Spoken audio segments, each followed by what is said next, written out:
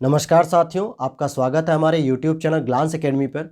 आज की इस वीडियो में हम डिस्कशन करेंगे जनरल स्टडीज से संबंधित टॉप 40 MCQs को लेकर, जो कि आपके यूपी ट्रिपल एससी के द्वारा जो पेट 2021 का एग्ज़ाम आयोजित किया जा रहा है, उसी को ध्यान में रखकर यूपी ट्रिपल एससी के पेट एग्ज़ाम को ध्यान में रख के टॉप 40 MCQs को सॉल्व कराया जा रहा है। इसकी पहली वीडियो हमारे चैनल पर आ चुकी है। अगर अभी तक आपने चैनल को सब्सक्राइब नहीं किया तो प्लीज़ चैनल को सब्सक्राइब कर लीजिए और इसी प्रकार के अपडेट्स पाने के लिए आप बेल नोटिफिकेशन को ऑन कर लीजिएगा।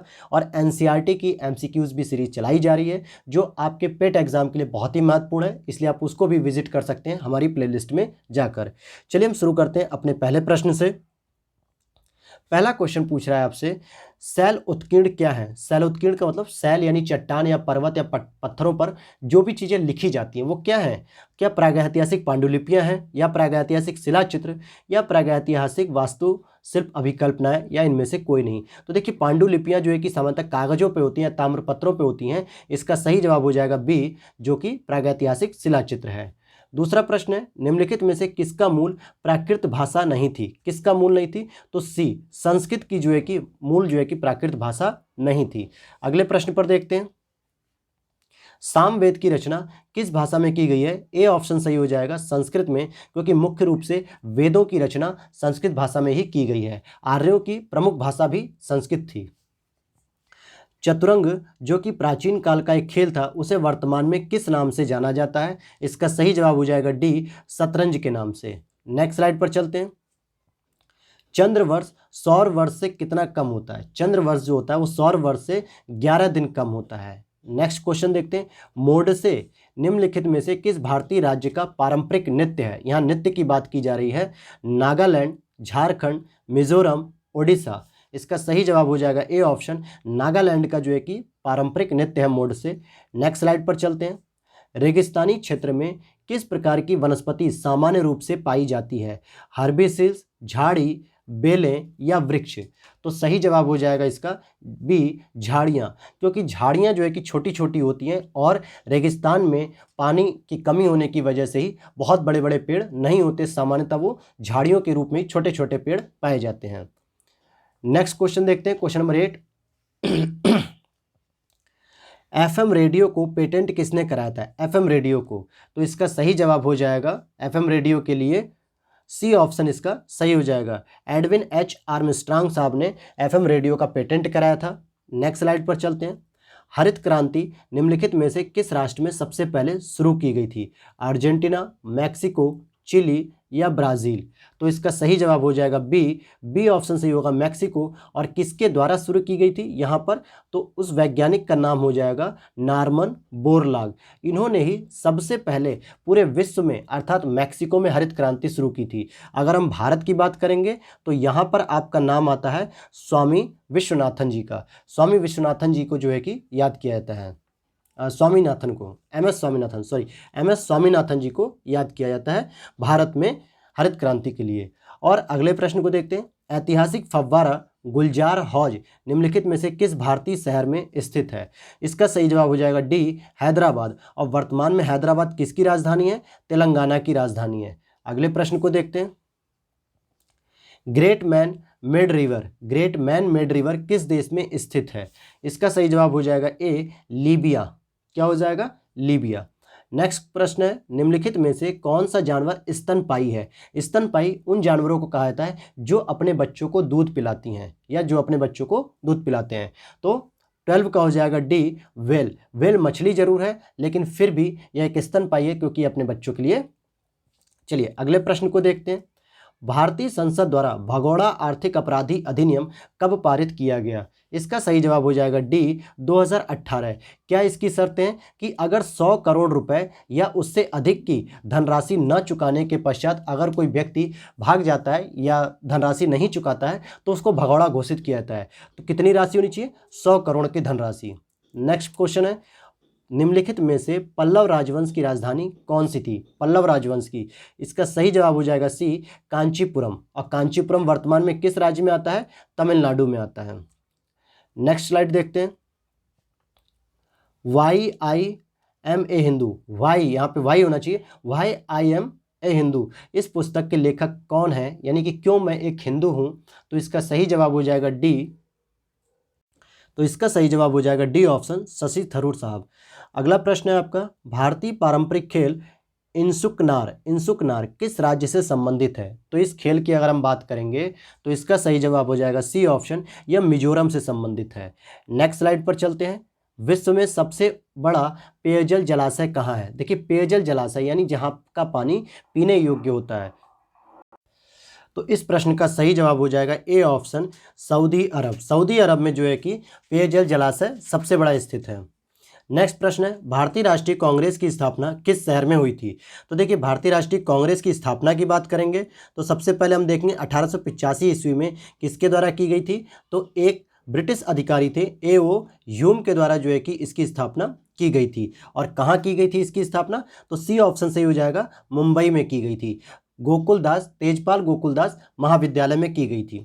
अगले प्रश्न पर देखते हैं, निम्नलिखित में से कौन सा एक देश म्यांमार के साथ थल सीमा साझा नहीं करता। फोकस करिएगा, यहाँ पे थल सीमा की बात कर रहा है।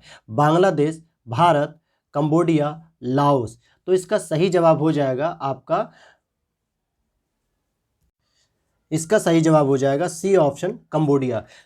देखिए बांग्लादेश भी त्रिपुरा और मिजोरम के नीचे जाके म्यांमार से टच होता है। भारत का नॉर्थ ईस्ट पार्ट जो है कि म्यांमार से टच होता है और लाओस भी म्यांमार से सीमा रेखा बनाता है, लेकिन कंबोडिया थल सीमा नहीं बनाता है और ना ही समुद्री सीमा बनाता है।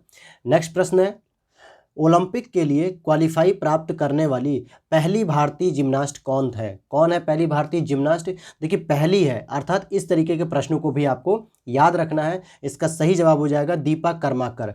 और नेक्स्ट स्लाइड पर चलते हैं हम। हवा, पानी और जलवायु की क्रिया द्वारा चट्टानों के टूटने की प्रक्रिया को क्या कहा जाता है। जब चट्टान पे एक लंबे समय तक हवा चलती है या पानी गिरता है या जलवायु की परिवर्तन होता है तो उस क्रिया को हम क्या कहते हैं जिससे चट्टानें टूटने लगती हैं। तो इसी को हम कहते हैं बी, यानी अपक्षण या अपक्षण। यानी वो चट्टानें फिर टूट टूट कर जो है कि अलग हो जाती हैं और नदियों के पानी के द्वारा उनको एक जगह से दूसरी जगह बहा के ले जाया जाता है, जिसको हम अवसादी चट्टान के रूप में जानते हैं। फिर अगला प्रश्न है, न्यूनतम समर्थन मूल्य किसके द्वारा घोषित किया जाता है। यह प्रश्न बहुत बार पूछा जा चुका है। ये यूपी की बीओ की जो परीक्षा थी, खंड शिक्षा अधिकारी की परीक्षा, यूपीएससी की परीक्षा और इवन की यूपी पीसीएस की परीक्षा, इस जगहों पर भी यह प्रश्न पूछा गया है। इसलिए संभावित है कि यूपी ट्रिपल एससी के इस एग्जाम में भी पूछा जाए। इसका सही जवाब हो जाएगा सी, आर्थिक मामलों की मंत्रिमंडलीय समिति जो है कि एमएसपी को घोषित करती है, न्यूनतम समर्थन मूल्य। नेक्स्ट स्लाइड है, निम्नलिखित में से किसने दलित वर्ग संघ यानी डिप्रेस्ड क्लास एसोसिएशन की स्थापना की थी। तो सी ऑप्शन सही हो जाएगा, भीमराव अंबेडकर साहब ने।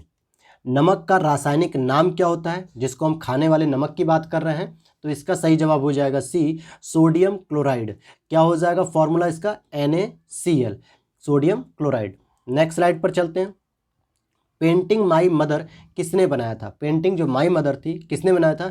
बी ऑप्शन सही हो जाएगा, अवनींद्रनाथ टैगोर। इन्होंने राष्ट्रीय आंदोलन के दौरान जो है कि पेंटिंग या चित्रकारी के माध्यम से राष्ट्रवाद में एक नया जो है कि आयाम तय किया, यानी मोड़ दिया, योगदान दिया अपना।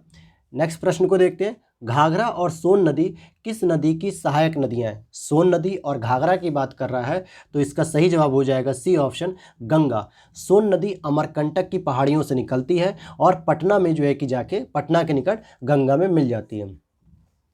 नेक्स्ट प्रश्न है, मानव शरीर में प्रवेश करने वाले कीटाणुओं के खिलाफ रक्त का कौन सा घटक लड़ता है। हीमोग्लोबिन, लाल रक्त कोशिकाएं, बिम्बाणु या सफ़ेद रक्त कोशिकाएं। तो यहाँ पर देखिए सही जवाब हो जाएगा आपका डी ऑप्शन सही हो जाएगा, WBC ही प्रतिरक्षा के रूप में हमारी काम करती हैं और इसमें भी स्पेशली कौन, टी लिम्फोसाइट जो सबसे महत्वपूर्ण होता है। नेक्स्ट स्लाइड पर चलते हैं, भारत के केंद्रीय बजट और रेलवे बजट का किस वर्ष में विलय किया गया। क्योंकि वर्तमान सरकार के द्वारा यह जो है कि विलय कर दिया गया, जबकि इससे पहले रेलवे बजट और केंद्रीय बजट, जिसको हम आम बजट भी कहते हैं, दोनों अलग अलग पेश किए जाते थे। लेकिन मोदी गवर्नमेंट यानी कि जो वर्तमान भारत सरकार है उसके द्वारा 2016 में रेलवे बजट और केंद्रीय बजट को एक साथ प्रस्तुत किया जाने लगा। अरुण जेटली जी उस समय प्रस्तावित करते थे। नेक्स्ट प्रश्न है, पुरातात्विक स्थल इनाम गांव कहां पर स्थित है। यह पुरातात्विक स्थल है, इसका सही जवाब हो जाएगा महाराष्ट्र। नेक्स्ट स्लाइड देखते हैं, पत्रिका केसरी की शुरुआत किसने की थी। तो इसका सही जवाब हो जाएगा बी ऑप्शन बाल गंगाधर तिलक। और इसी केसरी पत्रिका के अंतर्गत एक भड़काऊ जो है कि इन्होंने पंक्ति लिखी थी, जिसकी वजह से इनको जेल भी हुई थी, यानी देशद्रोह का इनके ऊपर मुकदमा भी चलाया गया था ब्रिटिश शासन के द्वारा। नेक्स्ट प्रश्न है, मौमा दास किस खेल से संबंधित थे? मौमा दास किस खेल से संबंधित है? B option table tennis. Next प्रश्न पर देखते हैं, निम्नलिखित में से कौन सा विकल्प सही है? मुंशी उसे कहा जाता जो अरबी पढ़ लिख और सीखा जा सकता था। भित्ति चित्र हैंगिंग रॉक पेंटिंग है। गुल फरोशन फूलों का त्यौहार है। या औरंग एक प्रकार का घोड़ा गाड़ी थी। सी ऑप्शन इसका सही हो जाएगा, गुल फरोशन फूलों का त्यौहार है। नेक्स्ट स्लाइड पर देखते हैं, लद्दाख किसके बीच में अवस्थित है? अगर हम बात करेंगे, देखिए इस समय यूटी के रूप में जम्मू कश्मीर और लद्दाख को अलग अलग किया जा चुका है, इसलिए आप जम्मू कश्मीर और लद्दाख से संबंधित जो भी प्रश्न बन सकते हैं राजनीतिक रूप से या हिस्ट्री रूप से या ज्योग्राफी के टर्म्स में, आपको जरूर वो क्वेश्चन करने हैं। सबसे ऊपर होती है पहले कराकोरम, फिर लद्दाख और फिर जास्कर और फिर उसके बाद पीर पंजाल आती है। और आप बताइए अब लद्दाख जो है कि किसके बीच में अवस्थित है? तो इसका सही जवाब हो जाएगा बी ऑप्शन, यानी कराकोरम श्रृंखला और जास्कर श्रृंखला के बीच में स्थित है। यानी ये रही कराकोरम और ये रही जास्कर, और यहाँ पे ये जो लद्दाख की श्रेणी है इसको पूछा जा रहा है। नेक्स्ट स्लाइड देखते हैं, सूफी संत के मकबरे को क्या कहा जाता था? कल देशक, ईदगाह, दरगाह या खानका? सही ऑप्शन हो जाएगा डी, खानका कहा जाता था। सॉरी, इसका सही जवाब खानका नहीं, सी ऑप्शन सही हो जाएगा, दरगाह। खानका उनके निवास स्थान को कहा जाता था। किसको कहा जाता था? खानका निवास स्थान को कहा जाता था जहाँ पे सूफी संत रहते थे, लेकिन उनके मकबरे को दरगाह के रूप में जाना जाता है। नेक्स्ट प्रश्न पर चलते हैं, शरीर में किस हार्मोन की कमी के कारण घेंगा यानी ग्वाइटर रोग होता है? सही ऑप्शन क्या हो जाएगा? इसका सही जवाब होगा ए, थायरॉक्सिन की कमी से घेंगा रोग होता है। नेक्स्ट प्रश्न है आपका, भारत का आर्थिक सर्वेक्षण किसके मार्गदर्शन में तैयार किया जाता है? आर्थिक सर्वेक्षण किसके मार्गदर्शन में तैयार किया जाता है? 16 का सही ऑप्शन हो जाएगा डी, मुख्य आर्थिक सलाहकार। मुख्य आर्थिक सलाहकार के द्वारा, वाणिज्य मंत्रालय के द्वारा तय किया जाता है। नेक्स्ट स्लाइड है, शेर की पूंछ जैसे मकाक को क्या कहा जाता है? शेर की पूंछ जैसे जो मकाक होता है उसको क्या कहते हैं? बी ऑप्शन से हो जाएगा, बियर्ड लंगूर कहते हैं। भारतीय संविधान का कौन सा अनुच्छेद जीवन की रक्षा और वैयक्तिक स्वतंत्रता की गारंटी देता है? इसका सही जवाब हो जाएगा सी ऑप्शन, यानी आर्टिकल 21। और 21A क्या देता है? तो राइट टू एजुकेशन की बात करता है, यानी कि प्राइमरी और निःशुल्क शिक्षा की बात करता है ये। नेक्स्ट स्लाइड पर चलते हैं, 73वें संवैधानिक संशोधन अधिनियम ने भारतीय संविधान में कौन सा भाग जोड़ा था? इसका सही जवाब हो जाएगा ए ऑप्शन, भाग 9 को जोड़ा गया था। और अगर हम 74 अमेंडमेंट की बात करेंगे, 74वें संविधान संशोधन के द्वारा भाग 9 का बी जोड़ा गया था। भाग 9 में क्या लिखा हुआ था? तो पंचायत की बात की गई थी, यानी पंचायतें जोड़ी गई थी, और जिसको 28 विषय जो है कि प्रदान किए गए हैं। 28 विषयों पर इसको शक्ति प्राप्त है, जो कि 73वें से जोड़ा गया है। वहीं 74वें की बात करेंगे तो इसके द्वारा नगर पालिका जो है कि जोड़ा गया है, जिसको 18 विषयों में या 18 विषय इसको प्राप्त हुए हैं। चलिए अगले प्रश्न पर देखते हैं। देखिए यहाँ पर ये 9B नहीं होगा, जो ये मैंने बताया, ये 9 फिर ए हो जाएगा। जो 74वें संविधान संशोधन की विशेषता है, ये सारी विशेषताएं नगर पालिका और 18 विषय 74वें संविधान संशोधन के द्वारा 9A जोड़ा गया है, और 9 को जोड़ा गया पंचायतों से। यहाँ पे 9B नहीं होगा, करेक्ट कर लीजिएगा। और लास्ट प्रश्न है इस वीडियो का, संविधान की प्रारूप समिति की अध्यक्षता किसने की थी? तो भीमराव अंबेडकर साहब ने संविधान सभा की प्रारूप समिति की अध्यक्षता की थी। चलिए ये थे आपके टॉप 40 MCQs। मिलते हैं आपको इसी के साथ नेक्स्ट वीडियो में, तब तक के लिए जय हिंद।